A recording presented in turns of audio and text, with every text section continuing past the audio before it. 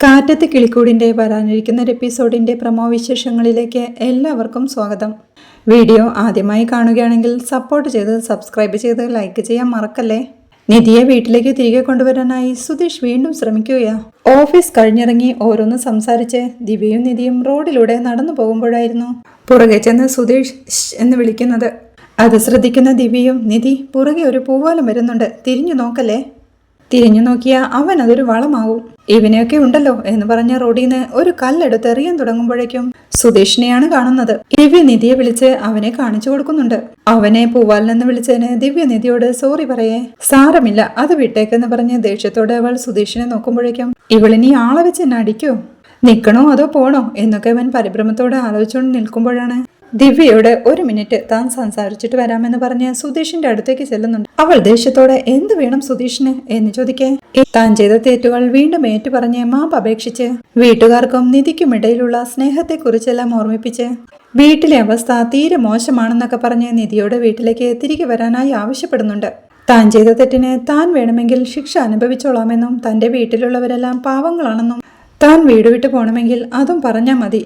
നിധി വീട്ടിലേക്ക് തിരികെ വരികയാണെങ്കിൽ താൻ വീട് വിട്ടു പോയിക്കോളാമെന്നും സുധീഷ് പറയുന്നുണ്ട്. ശരി, സുധീഷ് വീട് വിട്ടു പോയിക്കോ. സുധീഷ് വീട് വിട്ടു പോവുകയാണെങ്കിൽ താൻ വരുന്നതിനെ പറ്റി ആലോചിക്കാമെന്ന് നിധിയും. സത്യമായും എന്ന് സുധീഷ് ചോദിക്കേ. അതെ, സുധീഷ് ആണല്ലോ അവിടെ ആകെയുള്ള പ്രശ്നം. സുധീഷ് അവിടെ ഇല്ലെങ്കിൽ തനിക്ക് യാതൊരു പ്രശ്നവുമില്ലെന്നും ആ വീട്ടിൽ സുഭാഷേട്ടന്റെയും ഹരീഷിന്റെയും നികേഷിന്റെയും അച്ഛന്റെയും എല്ലാം കൂടെ താൻ വളരെ സന്തോഷവതിയായിരുന്നുവെന്നും എല്ലാവരും തന്നെ നന്നായി കെയർ ചെയ്തിട്ടുണ്ടെന്നും തനിക്കവിടെ ഒരു പ്രശ്നവും ഉണ്ടായിരുന്നില്ലെന്നും അവിടെ നല്ല കംഫർട്ടും സേഫുമായിരുന്നെന്നും സുധീഷ് മാത്രമാണ് അവിടെ ഉണ്ടായിരുന്ന ഏക പ്രശ്നമെന്നും സുധീഷ് വീട് വിട്ടിറങ്ങുകയാണെങ്കിൽ താൻ ആ വീട്ടിലേക്ക് വരുന്നതിനെ പറ്റി ആലോചിക്കാമെന്നും നിധി തീർത്തു പറയുന്നുണ്ട്. നിധി സത്യമായിട്ടും പറയുകയാണോ എന്ന് സുധീഷ് വീണ്ടും സംശയത്തോടെ ചോദിക്കേ. എന്താ ഇങ്ങനെ സംശയത്തോടെ വീണ്ടും വീണ്ടും ചോദിക്കുന്നത്?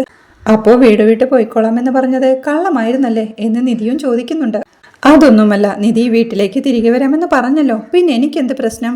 ഞാൻ വീട് വിട്ട് എങ്ങോട്ട് വേണേലും പോയിക്കോളാം, പക്ഷേ എന്നോട് ക്ഷമിച്ചെന്നൊരു വാക്ക് പറയണം. ഈ ഒരു ഇൻസിഡന്റ് മാത്രം വെച്ച് സുധീഷിന്റെ ക്യാരക്ടർ മോശമാണെന്ന് പറയരുത്. ഞാൻ നിധിക്ക് വേണ്ടി എന്തെല്ലാം നല്ല കാര്യങ്ങൾ ചെയ്തിട്ടുണ്ട്, അതെല്ലാം ഒന്ന് ഓർമ്മിച്ചെടുത്ത് എന്നോടൊന്ന് ക്ഷമിച്ചുകൂടെ? ഞാൻ പോയിക്കോളാം എന്ന് സുധീഷ് പറയേ. അതൊന്നും പറയാൻ പറ്റില്ല. ഇയാളെ വീട് വിട്ടിറങ്ങിയ ഉടനെ പറഞ്ഞ മതി, ഞാൻ വരാമെന്ന് നിധിയും സമ്മതിക്കുക. ശരി, ഞാൻ ഇപ്പോൾ തന്നെ വീട്ടിലേക്ക് പോയി ഡ്രസ്സ് എല്ലാം പാക്ക് ചെയ്ത് നിധിയെ ഫോൺ വിളിക്കാം, അപ്പൊ വന്നാ മതി എന്ന് സുധീഷ് പറയേ. അല്ല, പോവാമെന്നൊക്കെ പറയുന്നുണ്ട്, തിരിച്ചു വരില്ലെന്ന് എന്താ ഉറപ്പ്? പോയ ഉടനെ തിരിച്ചു വന്നാലോ എന്ന് നിധി ചോദിക്കേ. കാലിലെ ചെരിപ്പൂരി എന്നെ അടിക്കെന്ന് സുധീഷും. അത് കേൾക്കെ നിധിക്കും ചിരി വരുന്നുണ്ട്. സന്തോഷത്തോടെ സുധീഷും ചിരിക്കുന്നൊക്കെ ഉണ്ടല്ലോ. ദേഷ്യം കുറച്ച് കുറഞ്ഞെന്നാ തോന്നുന്നത് എന്ന് മനസ്സിൽ സന്തോഷത്തോടെ ചിന്തിച്ച് നിധിയെ വീട്ടിലേക്ക് തിരിച്ചു വിളിക്കുന്നതിന് പ്രധാനപ്പെട്ട ഒരു കാരണം കൂടിയുണ്ട്. സുഭാഷേട്ടനും നികേഷിനും നിധിയോടുള്ള സ്നേഹം മാത്രമല്ല, വേറൊരു പ്രധാന കാരണം കൂടിയുണ്ട്. അത് പറഞ്ഞ ഉറപ്പായും നിധി വീട്ടിലേക്ക് വരുമെന്ന് സുധീഷ് പറയേ. എന്ത് കാരണം എന്ന സംശയത്തോടെ നിധിയും ചോദിക്കുന്നുണ്ട്. നിധിക്കായി ഉണ്ടാക്കുന്ന ബാത്റൂമിന്റെ പണി തീർന്നു, കുറെ ക്യാഷ് ചെലവായി, ഇനി പെയിന്റ് കൂടി അടിക്കാനുണ്ട്. ഇയാള് തിരികെ വരുന്നില്ലെങ്കിൽ ആ ബാത്റൂം ആരും യൂസ് ചെയ്യില്ല എന്ന് സുധീഷ് പറയേ. അതെന്താ, ഞാനല്ലാതെ വേറെ ആരും ആ ബാത്റൂം ഉപയോഗിക്കില്ലേ എന്ന് നിധി ചോദിക്കുന്നുണ്ട്. അത് നിധിക്കായി ഉണ്ടാക്കിയ എക്സ്ക്ലൂസീവ് ബാത്റൂം അല്ലേ, ഞങ്ങളാരും അതിനടുത്ത് പോലും പോവില്ല. അക്കാര്യം ഓർത്തെങ്കിലും നിധിക്കൊന്ന് വീട്ടിൽ വന്നുകൂടെ?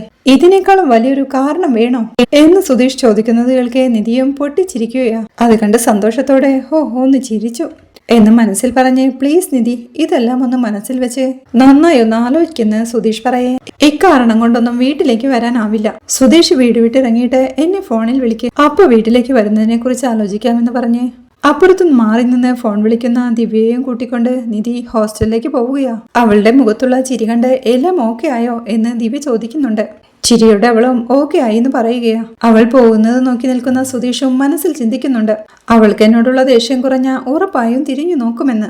പക്ഷേ തിരിഞ്ഞു നോക്കാതെ നിധി നടന്നു നീങ്ങുമ്പോഴേക്കും സുധീഷിനും ആകെ ടെൻഷൻ ആവുകയാ. പിന്നീട് സന്ധ്യയാവുമ്പോൾ ഒരു ഓട്ടോയിൽ ഹോസ്റ്റലിൽ നിന്ന് നിധിയെ തിരികെ വീട്ടിലേക്ക് കൂട്ടിക്കൊണ്ടുവരിക സുഭാഷും നികേഷും. അവരെ വെയിറ്റ് ചെയ്യുകയായിരുന്നു ഹരീഷും അച്ഛനുമെല്ലാം. അവർ ഓട്ടോയിൽ നിന്ന് ഇറങ്ങി വരുമ്പോഴേക്കും വായെടുത്തിയെന്ന് പറഞ്ഞ് ഹരീഷ് സന്തോഷത്തോടെ അവളെ വിളിക്കുന്നുണ്ട്. ഉമ്മറത്തെ കട്ടിലിരിക്കായിരുന്ന അച്ഛനും ഒരു പരുങ്ങലോടെ അവളെ നോക്കുമ്പോഴേക്കും ചെയ്യേണ്ടതെല്ലാം ചെയ്തു വെച്ചിട്ട് കള്ള ലക്ഷണത്തോടെ നോക്കുന്നത് കണ്ടോ എന്ന് പിറുപിറുക്കെ.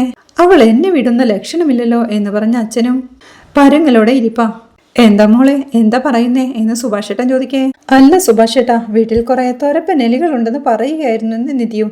അതെ മോളെ, എലിശല്യം ഇപ്പൊ വളരെ കൂടുതലാണെന്ന് പറഞ്ഞേ അകത്തേക്ക് കയറാനായി സുഭാഷേട്ടൻ വിളിക്കുമ്പോഴേക്കും സുഭാഷേട്ടാ ആരതി എടുക്കണ്ടേ എന്ന് നികേഷും ചോദിക്കുന്നുണ്ട്. അതേടാ ആരതി എടുക്കണമായിരുന്നു, പക്ഷേ അതെങ്ങനെയാ എടുക്കുന്നേ എന്ന് സുഭാഷ് സംശയത്തോടെ പറയേ. അതൊക്കെ പെണ്ണുങ്ങളാണ് ആരതി എടുക്കുന്നേ എന്ന് അച്ഛനും വിളിച്ച് പറയുന്നുണ്ട്. അദ്ദേഹത്തെ ഒന്ന് കടുപ്പിച്ചു നോക്കിക്കൊണ്ട് സുഭാഷേട്ടാ അതൊന്നും വേണ്ട സുഭാഷേട്ടാ വാ എന്ന് പറഞ്ഞ് നിധി വിളിക്കേ. എടത്തി കുറെ ദിവസം കഴിഞ്ഞ് വന്നതല്ലേ, ആരതി എടുക്കണമെന്ന് നികേഷും പറയുന്നുണ്ട്. അതൊന്നും വേണ്ട പ്ലീസ് എന്ന് നിധി പറയേ. എല്ലാവരും നിധിയെയും കൂട്ടി അകത്തേക്ക് പോവുകയാ. അവൾ തളത്തിലേക്ക് എത്തുമ്പോഴേക്കും അവളോട് ഇരിക്കാനായി പറഞ്ഞ് സുഭാഷ് അടുക്കളയിൽ പോയി അവൾക്ക് കുടിക്കാനുള്ള വെള്ളവുമായി വരികയാണ്. അവൾ വെള്ളം വാങ്ങിച്ചു കുടിക്കുമ്പോഴേക്കും ഏട്ടത്തി തിരിച്ചു വന്നതിൽ വളരെ സന്തോഷമുണ്ടെന്ന് ഹരീഷും പറയുന്നുണ്ട്. പിന്നീട് അവൾ ചുറ്റുപാടും സുധീഷിനെ പരതി. അല്ല സാറെവിടെ, വീട് വിട്ട് ഇറങ്ങിപ്പോയോ എന്ന് ചോദിക്കുന്നുണ്ട്. അത് എവിടെയാണ് അവൻ എന്ന് ഹരീഷിനോടായി സുഭാഷ് ചോദിക്കേ. നിധിയുടെ റൂമിലേക്ക് ചൂണ്ടി സുധീഷ് ഏട്ടൻ ആ റൂമിലുണ്ടെന്ന് ഹരീഷ് പറയുകയാ. ആ റൂമിലോ എന്ന് അമ്പരപ്പോടെ നികേഷ് ചോദിക്കേ. ആ റൂമിൽ അവൻ എന്താ ചെയ്യുന്നു? അവിടെ പോയതാ എല്ലാ പ്രശ്നങ്ങൾക്കും കാരണം. ഇപ്പോഴും അവൻ അവിടെ തന്നെയാണോ? ഇനി റൂം ക്ലീൻ ചെയ്യാനായി പോയതാണോ എന്ന് സുഭാഷ് ഏട്ടൻ ചോദിക്കേ. അറിയില്ല, ഇപ്പൊ പോയതേ ഉള്ളൂ എന്ന് ഹരീഷും. ഞാൻ വരുന്ന കാര്യം സുധീഷിന് അറിയില്ലായിരുന്നോ എന്ന് നിധിയും ചോദിക്കുന്നുണ്ട്. ഇല്ല, സുധീഷ് ഏട്ടനോട് ആരും പറഞ്ഞില്ലെന്ന് ഹരീഷ് പറയാം. ശരി മോളിരിക്കെ, ഞാൻ പോയി അവനെ വിളിച്ചോണ്ട് വരാമെന്ന് പറഞ്ഞ് സുഭാഷ് പോവാൻ തുടങ്ങുമ്പോഴേക്കും നിക്ക് സുഭാഷ് ഏട്ടാ ഞാൻ പോവാമെന്ന് പറഞ്ഞ് നിധി എഴുന്നേറ്റ് തന്റെ റൂമിലേക്ക് പോവുകയാണ്. അവിടെ കട്ടിലിൽ കിടന്ന് മൊബൈലിൽ പാട്ട് വെച്ച് കേട്ടോണ്ട് കിടക്കുക സുധീഷ്.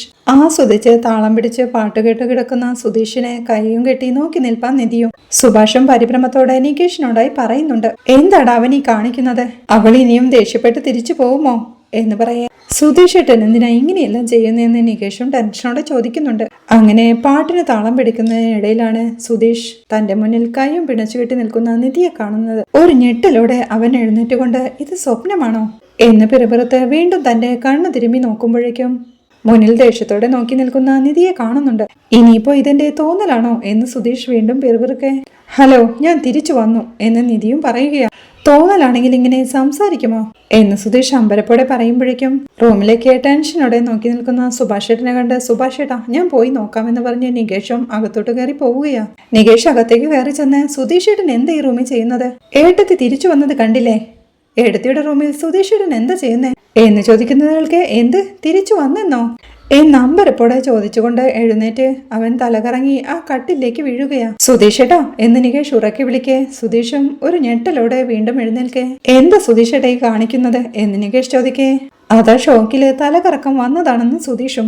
വീട്ടും അവൻ അമ്പരപ്പോടെ നിധിയെ നോക്കിക്കൊണ്ട് സത്യമായും നിധി തിരിച്ചു വന്നോ എന്ന് ചോദിക്കേ. സുധീഷല്ലേ വീട് വിട്ടു പോകാമെന്ന് പറഞ്ഞത്, അതാ ഞാൻ തിരിച്ചു വന്നതെന്ന് സുധീഷ് പറയേ. സത്യമായിട്ടും എന്ന് സുധീഷും. അന്തളിപ്പോടെ വായും പൊളിച്ച് നോക്കി നിൽക്കുന്ന സുധീഷിനോടായി സുധീഷ് ഏട്ടാ ഏട്ടത്തി തിരിച്ചു വന്നു, ദയവ് ചെയ്ത് സുധീഷ് ഏട്ടനൊന്ന് ഇറങ്ങിപ്പോ എന്ന് പറയേ. എന്റെ അനിയനാണോടാ നീയെല്ലാം എന്ന് സുധീഷും മനസ്സിൽ പെറുവിറുക്കുന്നുണ്ട്. നിധിയും ദേഷ്യത്തോടെ നിങ്ങൾ എന്താ ഈ റൂമിൽ ചെയ്യുന്നത്? ഇത് എന്റെ റൂമാ എന്ന് പറയേ.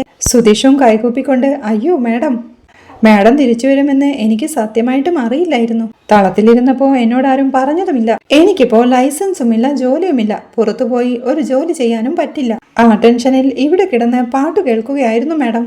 തെറ്റുപറ്റിപ്പോയി മാഡം, അറിയാതെ വന്നു പോയതാ എന്ന് പറഞ്ഞ് തന്റെ മൊബൈലെല്ലാം പെറുക്കിയെടുത്ത് വീണ്ടും കൈകൂപ്പി ക്ഷമിക്കും മാഡം എന്ന് പറഞ്ഞ് അവൻ ആ റൂമിൽ നിന്ന് ഇറങ്ങി പോവുകയാ. നികേഷും അവന്റെ പുറകെ പോകുന്നുണ്ട്. സുധീഷ് തളത്തിലേക്ക് ഇറങ്ങി വരുമ്പോഴേക്കും നീ ആ റൂമിൽ എന്തെടുക്കുമായിരുന്നു എന്ന് സുഭാഷ് ഏട്ടനും ചോദിക്കുക. അവനോടും കൈകൂപ്പി സുധീഷ് പറയുക ക്ഷമിക്കണം ബ്രദർ സർ, ഞാൻ അറിയാതെ ആ റൂമിലേക്കൊന്ന് പോയതാ. മാഡം തിരിച്ചു വരുമെന്ന് എനിക്ക് സത്യമായിട്ടും അറിയില്ലായിരുന്നു. തെറ്റ് തന്നെയാ, ക്ഷമിക്കെന്ന് പറഞ്ഞ് അവനവിടെ നിന്ന് പോവുകയാ. അങ്ങോട്ട് വന്ന നികേഷിനോടായി നിധി എന്തെങ്കിലും പറഞ്ഞോ എന്ന് സുഭാഷ് ചോദിക്കേ. വേറെ പ്രശ്നമൊന്നുമില്ല സുഭാഷ് ഏട്ടാ എന്ന് പറഞ്ഞ് നിധിയുടെ ബാഗ് എടുത്ത് റൂമിലേക്ക് കൊണ്ടുപോവുകയാ നികേഷ്. അവളും താങ്ക്സ് പറഞ്ഞ് ആ ബാഗ് വാങ്ങിക്കുമ്പോഴേക്കും ഏടത്തി റെസ്റ്റ് എടുക്കുന്ന പറഞ്ഞ് നികേഷ് ആ റൂമിൽ നിന്ന് ഇറങ്ങി പോകുന്നുണ്ട്. നിധിയും വളരെ സന്തോഷത്തോടെയും സമാധാനത്തോടെയും ആ റൂമാകെ ഒന്ന് നോക്കിയിരിക്കുകയാണ്. പിന്നീട് രാത്രിയാകുമ്പോൾ നിധിയും കൂട്ടരും ഭക്ഷണം കഴിക്കുകയാണ്. അവൾക്ക് വിളമ്പി കൊടുത്തുകൊണ്ട് സുഭാഷും ഒരു ചെയറിൽ അവൾ കഴിക്കുന്നത് നോക്കി സുധീഷും ഇരിപ്പ. അവളുടെ ആക്രാന്തത്തോടെയുള്ള ഭക്ഷണം കഴിപ്പ് കണ്ട് എന്താ എടുത്തി ഹോസ്റ്റലിലെ ഫുഡ് അത്രയ്ക്ക് മോശമായിരുന്നോ എന്ന് നികേഷ് ചോദിക്കുന്നുണ്ട്. സുഭാഷ് അവനെ വഴക്കു പറയുമ്പോഴേക്കും കുഴപ്പമില്ല സുഭാഷ് ഏട്ടാ, ഹോസ്റ്റലിലെ ഫുഡ് വളരെ മോശമായിരുന്നു, എനിക്കത് തീരെ ഇഷ്ടമായിരുന്നില്ല. ഞാൻ ഇങ്ങോട്ട് തിരിച്ചു വന്നതിന്റെ ഒരു പ്രധാന കാരണം സുഭാഷ് ഏട്ടൻ ഉണ്ടാക്കുന്ന ഈ ഫുഡ് തന്നെയാ എന്നവൾ പറയുന്നത് കേൾക്കെ സുഭാഷും സന്തോഷത്തോടെ ചിരിക്കുകയാ. അപ്പോഴാണ് ഫുഡ് കഴിക്കാനായി അച്ഛൻ അങ്ങോട്ട് വരുന്നത്. നിധിയെ കാണെ അദ്ദേഹവും ഒരു പരുങ്ങലോടെ നിൽക്കുമ്പോഴേക്കും ഇരിക്കച്ച, ഇവിടെ നിന്ന് കഴിക്കില്ലേ എന്ന് പറഞ്ഞ് സുഭാഷ് അച്ഛനെ പ്ലേറ്റിൽ ചോറ് വിളമ്പാൻ തുടങ്ങുകയാ. ഇരിക്കെ എന്ന് നിധിയും പറയുമ്പോഴേക്കും ഭാസ്കരനും അങ്ങോട്ട് ഇരിക്കുന്നുണ്ട്. അവളച്ഛനെ കണ്ണുരുട്ടി നോക്കുമ്പോഴേക്കും അച്ഛനും ഒരു പരുങ്ങലോടെ ഇരിപ്പാ. അവളെ നോക്കി ടെൻഷനോടെ ഇരിക്കുന്ന സുധീഷിനെ ഒന്ന് നോക്കിക്കൊണ്ട് തന്റെ പ്ലേറ്റിലെ ചിക്കൻ എടുത്തു കഴിച്ച്, സുഭാഷ് ഏട്ടാ, ചിക്കൻ ഫ്രൈ സൂപ്പർ ആയിട്ടുണ്ടെന്ന് നിധി പറയേ. സുധീഷും കൊതിയോടെ ചിക്കനിലേക്ക് എത്തി നോക്കുകയാ. അത് ശ്രദ്ധിച്ച സുഭാഷ് ഏട്ടനും, എടാ സുധീഷേ, നീ കഴിക്കുന്നില്ലേ എന്ന് ചോദിക്കേ, അതിനാരും എന്നെ ഫുഡ് കഴിക്കാൻ വിളിച്ചില്ലല്ലോ. ഇവിടെ ഇരിക്കുന്ന ഒരാള് പോലും എന്നോട് ക്ഷമിച്ചതുമില്ല.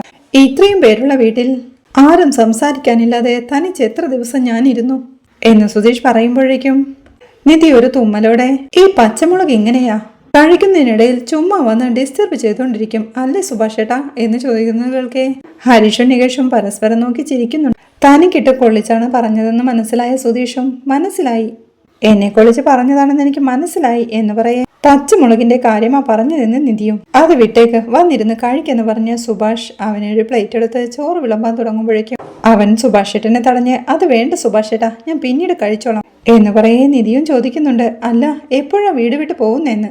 അതുകൾക്ക് ഒരു ഞെട്ടലോടെ സുധീഷും മറക്കാതെ ചോദിച്ചിരിക്കുന്നല്ലോ എന്ന് പറയുന്നുണ്ട്. നിധിയും സുഭാഷ് ഏട്ടനോടായി, സുഭാഷ് ഏട്ടനൊരു കാര്യം അറിയാമോ, സുധീഷ് ഈ വീട് വിട്ട് ഇറങ്ങിക്കൊള്ളാമെന്ന് ഉറപ്പ് തന്നതിനാലാ ഞാൻ ഇങ്ങോട്ട് തിരിച്ചു വന്നത്. ഇപ്പോഴും പോവാതെ ഇവിടെ തന്നെ എന്താ ഇരിക്കുന്നേ എന്ന് നിധി ചോദിക്കേ. പോയിക്കോളാമേ, ഞാൻ പോയിക്കോളാം. എന്നെ പോലൊരു ചെറുപ്പക്കാരൻ ഇങ്ങനെ ഈ പാതിരാത്രി റോഡിലേക്ക് ഇറങ്ങി പോകുന്നത് ശരിയാണോ? രാവിലെ ആവുമ്പോ ഞാൻ ഇറങ്ങിപ്പോയിക്കോളാം, നിങ്ങൾ അതോർത്ത് വിഷമിക്കണ്ട എന്ന് സുധീഷ് പറയേ. ഓക്കെ പറഞ്ഞ പോലെ ഉറപ്പായും പോവണം കേട്ടോ എന്ന് പറയുന്നുണ്ട്. ടെൻഷനോടെ സുധീഷും, പോയിക്കോളാം നിധി, പോയിക്കോളാം എന്ന് പറയേ. എന്താടാ സുധീഷെ, എങ്ങോട്ടാ പോകുന്നേ എന്നൊരു ചിരിയോടെ സുഭാഷ് ഏട്ടനും ചോദിക്കുക. എങ്ങോട്ടെങ്കിലും പോയിക്കോളാം, സുഭാഷ് ഏട്ടൻ എന്താ പ്രശ്നം? വീടില്ലാത്തവർക്ക് 1000 വീടുണ്ടല്ലോ എന്ന് സുധീഷ് ടെൻഷനോടെ പറയേ. ഇനി പോകുന്നത് നോർത്ത് ഇന്ത്യയിലേക്കാണെങ്കിൽ ഞാൻ റൂട്ട് പറഞ്ഞു തരാം, എങ്ങോട്ട് പോകണം, എവിടെ താമസിക്കണമെന്നൊക്കെ എന്ന് അച്ഛൻ പറയുന്നതുകൾക്ക് ദേഷ്യത്തോടെ സുധീഷും തന്റെ കയ്യിലിരുന്നൊരു മുണ്ടെടുത്ത് അച്ഛനെ അടിക്കുന്നുണ്ട്. എന്താടാ, ഫുഡ് കഴിച്ചുകൊണ്ടിരിക്കുന്ന ഒരാളെയാണോ ഡിസ്റ്റർബ് ചെയ്യുന്നത് എന്ന് അച്ഛൻ ദേഷ്യത്തോടെ ചോദിക്കേ. പിന്നല്ലാതെ 4-5 സ്റ്റേറ്റിന്റെ ഗവർണറാണെന്നാ വിചാരം. എപ്പോ നോക്കിയാലും നോർത്ത് ഇന്ത്യ എന്ന് പറഞ്ഞുകൊണ്ടിരിക്കും. എങ്ങോട്ടാ പോകണ്ടേന്ന് എനിക്കറിയാം, നിങ്ങളൊന്നും മിണ്ടാതെ വായടച്ചിരുന്ന് കഴിക്കാൻ നോക്കും എന്ന് സുധീഷ് പറയേ. വാമൂടി വെച്ച് എങ്ങനെയാടാ കഴിക്കുന്നത്, നോൺസെൻസ് എന്ന് അച്ഛനും ചോദിക്കുന്നുണ്ട്. ആ തമാശ കേട്ട് നിധി ചിരിക്കുമ്പോഴേക്കും അത് ശ്രദ്ധിച്ച് സുഭാഷ് ഏട്ടനും സന്തോഷത്തോടെ പറയുന്നുണ്ട്, ഇന്നാണ് ഈ വീട്ടിലെ വിളക്കെല്ലാം ഒന്ന് തെളിഞ്ഞതെന്ന്. നികേഷും സന്തോഷത്തോടെ പറയുന്നുണ്ട്, അതെ ഏടത്തിക്ക് വീട്ടിലേക്ക് വന്നതിനു ശേഷം വീടെല്ലാം ആകെ ബ്രൈറ്റായി. പെട്ടെന്ന് ഏടത്തി ഇറങ്ങിപ്പോയപ്പോ ഈ വീടിന്റെ അവസ്ഥ ആകെ മോശമായിരുന്നു. ഏടത്തി തിരിച്ചു വരാതിരുന്നെങ്കിൽ ഇതൊരു വീടേ അല്ലാതാവുമായിരുന്നു. ഏടത്തി തിരിച്ചു വന്നതിൽ വളരെ സന്തോഷം എന്നവൻ പറഞ്ഞു നിർത്തേ. അതെ മേഡം, നിങ്ങൾ വന്നതിനു ശേഷമാണ് ഈ വീട്ടിൽ 1000 വാട്ടിന്റെ ബൾബ് ഇട്ട പോലെ പ്രകാശമായത് അല്ലേടാ എന്ന് സുധീഷിനോടായി ചോദിക്കേ. അതെ ഒന്നും മിണ്ടാതിരുന്ന് കഴിക്കെന്ന് സുധീഷും ദേഷ്യത്തോടെ പറയുകയാ. നിനക്ക് സപ്പോർട്ട് ചെയ്തല്ലേ ഞാൻ പറയുന്നത് എന്നച്ഛൻ പറയേ. എന്നെ സപ്പോർട്ടൊന്നും ചെയ്യുന്ന, മിണ്ടാതിരുന്ന് കഴിക്കുന്ന സുധീഷ്. അങ്ങനെ നിധി സന്തോഷത്തോടെ ഫുഡ് കഴിക്കുന്നത് ആശ്വാസത്തോടെ നോക്കിയിരിക്കുക സുധീഷും. പിന്നീട് രാവിലെ ആവുമ്പോൾ നിധി തളത്തിലിരുന്ന് ബുക്ക് വായിച്ചുകൊണ്ടിരിക്കുക. അരികെ തന്നെ ചെയറിൽ ഹരീഷും നികേഷും എല്ലാം ഇരിപ്പുണ്ട്. അപ്പോഴാണ് സുഭാഷ് ഏട്ടൻ പറഞ്ഞു വിട്ടതനുസരിച്ച് സുധീഷ് വീട്ടിലേക്കുള്ള സാധനങ്ങളും വാങ്ങിക്കൊണ്ട് വരുന്നത്. അടുത്തുള്ള കടയിൽ ഇല്ലായിരുന്നുവെന്നും താൻ കുറച്ചു ദൂരം പോയി സുഭാഷ് ഏട്ടന് വേണ്ടി കഷ്ടപ്പെട്ട് വാങ്ങിയതാണെന്നും സുധീഷ് പറയേ.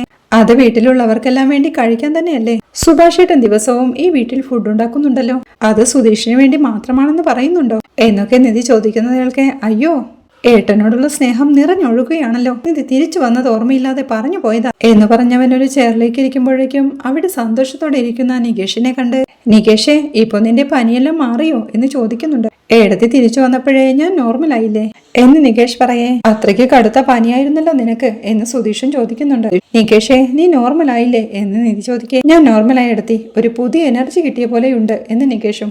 സുധീഷും സന്തോഷത്തോടെ പറയുന്നുണ്ട്, നിധി തിരിച്ചു വരുമെന്ന് എനിക്കറിയാമായിരുന്നു. എത്ര ഉപേക്ഷിച്ചു പോയാലും നിധി ഈ വീട്ടിലേക്ക് തന്നെ തിരിച്ചു വരുമെന്ന് എനിക്ക് നല്ല വിശ്വാസമായിരുന്നു എന്നവൻ പറയുന്നത് കേൾക്കേ.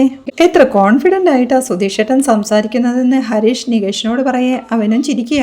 അത് ശ്രദ്ധിക്കുന്ന നിധിയും, എന്താ സംസാരിക്കുന്നത്, എന്നെ കളിയാക്കിയതാണോ എന്ന് ചോദിക്കേ. കളിയാക്കുന്നു? നിധിയെ കളിയാക്കുന്നോടാ? എന്തിനാണ് അവളെ കളിയാക്കുന്നത്? ഞാനും അത് ശ്രദ്ധിക്കുന്നുണ്ട് എന്ന് സുധീഷ് ദേഷ്യത്തോടെ പറയുന്നുണ്ട്. ഹലോ എന്താ എന്ന് നിധി ചോദിക്കേ. നിധിയെ കളിയാക്കിന്ന് പറഞ്ഞില്ലേ, അതാ എന്ന് സുധീഷും. ഞാൻ ആ കാര്യം ചോദിച്ചുകൊണ്ടിരിക്കുകയല്ലേ, ഞാൻ നോക്കിക്കോളാം, അത് വിട്ടേക്കെന്ന് നിധി പറയേ. സുധീഷ് ഒരു ചമ്മലോടെ ഇരിക്കുക. അല്ല ഞാൻ വരുമെന്ന് നിങ്ങൾക്ക് എങ്ങനെ അറിയാം എന്ന് നിധി ചോദിക്കേ. സുധീഷ് എന്തോ പറയാനായി തുടങ്ങുമ്പോഴേക്കും, സുധീഷ് ഏട്ടാ എനിക്ക് പനിയാണെന്ന് അറിഞ്ഞതുകൊണ്ടാ ഏടത്തി തിരിച്ചു വന്നതെന്ന് നികേഷ് പറയുന്നുണ്ട്. അതൊന്നുമല്ലടാ, നിനക്ക് പനി വന്നില്ലെങ്കിലും അവൾ ഇങ്ങോട്ട് തിരിച്ചു വരുമായിരുന്നു. എന്നെ വേണ്ടാന്ന് പറഞ്ഞ് ഈ വീട് വിട്ട് ഇറങ്ങിപ്പോയിട്ടും കഴുത്തിലെ താലി അവൾ ഇതുവരെ അഴിച്ചിട്ടില്ല, കണ്ടില്ലേ? അപ്പോഴേ എനിക്കറിയാമായിരുന്നു ഇവൾക്ക് ഈ വീടുമായി ഒരു ബന്ധമുണ്ടെന്ന്. എന്നെ ഉപേക്ഷിച്ച് പോവുകയാണെങ്കിൽ താലിയും അഴിച്ചു കളയുമായിരുന്നില്ലേ? പക്ഷേ നിധി അത് ഒഴിവാക്കിയില്ല. അതുകൊണ്ടാ നിധി തിരിച്ചു വരുമായിരുന്നു എന്ന് എനിക്ക് തോന്നിയത് എന്നവൻ പറയുന്നത് കേൾക്കെ നിധിയും ഒന്നും മിണ്ടാതെ തന്റെ കഴുത്തിലെ താലി എടുത്തു നോക്കുകയാ. അവൾ താലിയും പിടിച്ച് നോക്കിയിരിക്കുന്നത് കണ്ട്, എന്താ നിധി, ഞാൻ പറഞ്ഞത് കറക്റ്റ് അല്ലേ? കഴുത്തിലാ താലി ഉള്ളത് കൊണ്ടല്ലേ ഈ വീട്ടിലേക്ക് തന്നെ തിരിച്ചു വരണമെന്ന് നിധിക്ക് തോന്നിയത്? അതല്ലേ തിരിച്ചു വന്നത് എന്നവൻ സന്തോഷത്തോടെ ചോദിക്കേ. അങ്ങനെയാണോ എന്ന് നിധിയും ചോദിക്കുക. അതെ, നിധി കഴുത്തിന്ന് താലി അഴിച്ചില്ലല്ലോ, ഐ ലൈക്ക് ദാറ്റ് എന്ന് പറഞ്ഞവൻ സന്തോഷത്തോടെ ചിരിയോടെ നിധിയെ നോക്കിയിരിക്കെ തന്റെ കയ്യിൽ പിടിച്ച താലിയിലേക്കും അവന്റെ മുഖത്തേക്കും ഒരു നിമിഷം നോക്കിക്കൊണ്ട് നിധി പതിയെ ആ താലിമാല കഴുത്തിന്ന് അഴിച്ചു മാറ്റുകയാ. സുഭാഷും ഹരീഷും നികേഷും സുധീഷുമെല്ലാം പരിഭ്രമത്തോടെ ആ കാഴ്ചയെ നോക്കി നിൽപ്പാം. അവൾ അതഴിച്ചെടുത്ത് അവിടെ നിന്ന് എഴുന്നേറ്റ് അത് സുധീഷിന് നേരെ നീട്ടുകയാ. അമ്പരപ്പോടെ സുധീഷും എഴുന്നേറ്റ് അത് നോക്കി നിൽക്കേ. വാ മൂടി വെച്ച് ഇയാൾക്കൊന്നും മിണ്ടാതിരുന്നുകൂടെ? ഇതിന്റെ വല്ല ആവശ്യമുണ്ടായിരുന്നു എന്ന് ടെൻഷനോടെ ഹരീഷും മനസ്സിൽ പറയുന്നുണ്ട്. അമ്പരപ്പോടെ നോക്കി നിൽക്കുന്ന സുധീഷിന്റെ അരികിലേക്ക് നിധി നടന്നു ചെന്ന്, ഇതാ സുധീഷേ, എന്താണേലും ഈ താലിമാല നിങ്ങളുടേത് തന്നെയല്ലേ? ഭദ്രമായി സൂക്ഷിച്ചു വെക്കെന്ന് പറഞ്ഞ് അവൾ അത് നീട്ടിപ്പിടിച്ചു നിൽക്കേ. സുധീഷും ആകെ ടെൻഷനോടെ സുഭാഷ് ഏട്ടനെ നോക്കുകയാ. വാങ്ങിക്കെന്ന് അവനെ വീണ്ടും നിർബന്ധിച്ച് അവൾ ആ താലിമാല അവന്റെ കയ്യിലേക്ക് വെച്ചു കൊടുക്കുകയാ. അത് കണ്ട് സുധീഷും ടെൻഷനോടെ, എന്തിനാ നിധി ഈ താലിമാല അഴിച്ചു തന്നത് എന്ന് ചോദിക്കേ. ഇക്കാര്യവും പറഞ്ഞല്ലേ നിങ്ങൾ ഇത്ര നേരം ലെക്ചർ അടിച്ചത്? ഒരു ഡിസൈനർ ചെയിന് പോലെ ഇത് ഇത്ര നാളും കഴുത്തിൽ കിടക്കുകയായിരുന്നു. ഞാനും അത്ര കോൺഷ്യസ് അല്ലാതെ അതും കഴുത്തിലടഞ്ഞ് നടക്കുകയായിരുന്നു. ഇനി ഇത് നിങ്ങൾ സൂക്ഷിച്ചു വെക്കേ എന്ന് പറഞ്ഞ് പോവാൻ തുടങ്ങി. വീണ്ടും തിരിഞ്ഞു നിന്ന്, അത് ഗോൾഡാണ്, ആ ഓർമ്മ വേണം, ഭദ്രമായി സൂക്ഷിച്ചു വെക്കണം. എവിടെയെങ്കിലും കൊണ്ടുവച്ച് അത് കൊണ്ടുപോയി കളഞ്ഞേക്കരുത്, കേട്ടല്ലോ എന്ന് പറഞ്ഞ് അവിടെ നിന്ന് പോവുകയാണ്. അവൾ പോകുമ്പോഴേക്കും നികേഷും വിളിച്ചു പറയുന്നുണ്ട്, ഏടത്തി, പുറത്തെ ബാത്റൂമിന്റെ പണി 4-5 ദിവസം കൊണ്ട് തീരും, അതുവരെ അകത്തുള്ളത് വെച്ച് ഒന്ന് അഡ്ജസ്റ്റ് ചെയ്യുന്നു. ശരിയെന്ന് അവളും വിളിച്ചു പറയുകയാ. അതുകൾക്ക് സുധീഷും ദേഷ്യത്തോടെ, അവൾ എന്റെ കയ്യിൽ താലി അഴിച്ചു വെച്ച് തന്നു കണ്ടില്ലേ? എന്നിട്ട് അതിനെ പറ്റിയൊന്നും ചോദിക്കാതെ ബാത്റൂമിനെ പറ്റി പറയുന്നതാണോ മുഖ്യം എന്ന് ചോദിക്കേ. എടാ സുധീഷേ, നിന്റെ വാ മൂടി വെച്ച് നിനക്ക് ചുമ്മാതിരിക്കാൻ പാടില്ലേ എന്ന് സുഭാഷേട്ടൻ ചോദിക്കേ. അങ്ങനെ ചോദിക്ക് സുഭാഷേട്ടാ, ഏടത്തി അവരുടെ പാട്ടിനിരിക്കുകയായിരുന്നു. താലി മാല എന്നൊക്കെ പറഞ്ഞ് ഇപ്പൊ അതഴിച്ച് കയ്യിൽ തന്നില്ലേ, ഭദ്രമായി സൂക്ഷിച്ചു വെച്ചേക്കെന്ന് ഹരീഷും ദേഷ്യത്തോടെ പറയുന്നുണ്ട്. ഇങ്ങനെ താലിമാലയെല്ലാം അഴിച്ചു തരുമെന്ന് ഞാൻ തീരെ പ്രതീക്ഷിച്ചതേ ഇല്ല എന്നാ താലിമാലയിലേക്ക് നോക്കിക്കൊണ്ട് സുധീഷും പറയുകയാണ്. പിന്നീട് അവൻ സംശയത്തോടെ ആലോചിച്ച്, അവൾ പറഞ്ഞ കാര്യം നിങ്ങൾ ഓർക്കുന്നില്ലേ, താലി ഭദ്രമായി സൂക്ഷിച്ചു വെക്കാൻ? അപ്പോ അതിന്റെ അർത്ഥം എന്താ? പിന്നീട് ഇത് തിരികെ വാങ്ങുമെന്നല്ലേ എന്ന് സുധീഷ് സന്തോഷത്തോടെ ചോദിക്കേ. അങ്ങനെ അതിനർത്ഥമൊന്നുമില്ല, അത് ഗോൾഡാണ്, വിറ്റ് തുലച്ചു കളയരുത്. നിങ്ങളുടേതല്ല, അത് നിങ്ങളുടെ അമ്മയുടേതാണെന്ന് ഓർമ്മിപ്പിച്ചുകൊണ്ടാ പോയത് എന്ന് ഹരീഷ് പറയേ. ഏയ്, ഇതൊന്നും അവള് പറഞ്ഞില്ലല്ലോ, നീ ഓരോന്ന് സങ്കല്പിച്ചുണ്ടാക്കി പറയുകയാണോ എന്ന് സുധീഷും ചോദിക്കുകയാണ്. ഏടത്തി ആ അർത്ഥത്തിലാ പറഞ്ഞത്, വിശ്വസിക്കുന്നെങ്കിൽ വിശ്വസിക്ക്, അല്ലെങ്കിൽ വിശ്വസിക്കണ്ട എന്ന് ഹരീഷ് പറയേ. സുധീഷും ദേഷ്യത്തോടെ പറയുന്നുണ്ട്, എന്നാലും ഇതൊരു നമ്പർ 1 ദ്രോഹി കുടുംബമാണ്. ഇവിടെ ആർക്കും എന്നെ പറ്റി ഒരു വിഷമവുമില്ല. അവൾ താലിയഴിച്ച് എന്റെ കയ്യിൽ തന്നപ്പോ ആരെങ്കിലും ഒരാൾ എതിർത്തു പറഞ്ഞോ? അങ്ങനെ മിണ്ടാതെ നിൽക്കുകയല്ലായിരുന്നോ എന്ന് സുധീഷ് ചോദിക്കേ. സുധീഷേട്ടാ, ഞാനാകെ പേടിച്ചു പോയി എന്ന് നികേഷും പറയുക. അതുകൾക്ക് സന്തോഷത്തോടെ സുധീഷും, വാട നികേഷേ, നീ ഒരുത്തനു മാത്രമേ എന്നെ പറ്റി വിചാരമുള്ളൂ എന്നവൻ പറയേ. അതല്ല സുധീഷേട്ടാ. സുധീഷേട്ടന്റെ സംസാരം കൊണ്ട് ഏടത്തി വീണ്ടും വീട് വിട്ടു പോകുന്നാ ഞാൻ പേടിച്ചത്. ഭാഗ്യത്തിന് ഏടത്തി അങ്ങനെയൊന്നും ചെയ്തില്ല എന്നവൻ പറയേ. അതാണ്, നിനക്ക് നിന്റെ സുധീഷേട്ടന്റെ ജീവിതത്തെ പറ്റി ഒരു വിഷമവുമില്ല. നിനക്കെങ്കിലും എന്നോട് സ്നേഹമുണ്ടെന്നാ കരുതിയത്. വീട്ടിലെ മൂത്തവനായ നിങ്ങൾക്കെങ്കിലും എന്നോട് സ്നേഹമില്ലേ സുഭാഷേട്ടാ? ഒരു മരം പോലെ അങ്ങനെ നിൽക്കുകയാണല്ലോ എന്ന് സുധീഷ് പറയേ. എന്താടാ ഞാൻ ചെയ്യുക എന്ന് സുഭാഷേട്ടനും ചോദിക്കുക. സുഭാഷേട്ടനൊന്നും ചെയ്യാനില്ലേ? ശരി, എങ്കിൽ പോയി ചായ ഉണ്ടാക്കുക എന്ന് സുധീഷ് പരിഹസിക്കേ. സുധീഷേട്ടൻ വായി തോന്നിയതെല്ലാം വിളിച്ചു പറഞ്ഞ് പണിയിരുന്ന് വാങ്ങിയിട്ട് ഞങ്ങളെ കുറ്റപ്പെടുത്തുന്നോ എന്ന് ഹരീഷും ചോദിക്കുന്നുണ്ട്. അവൾ ഇങ്ങനെ താലിമാല അഴിച്ചു തന്നു പോയപ്പോ അതെനിക്ക് എത്ര ഫീലായെന്ന് നിങ്ങൾ ആരെങ്കിലും ചിന്തിച്ചോ എന്ന് സുധീഷ് പറയേ. ഇയാള് വായടച്ച് മിണ്ടാതിരുന്നെങ്കിൽ ഇത് വല്ലതും സംഭവിക്കുമായിരുന്നോ എന്ന് ഹരീഷും ചോദിക്കുക.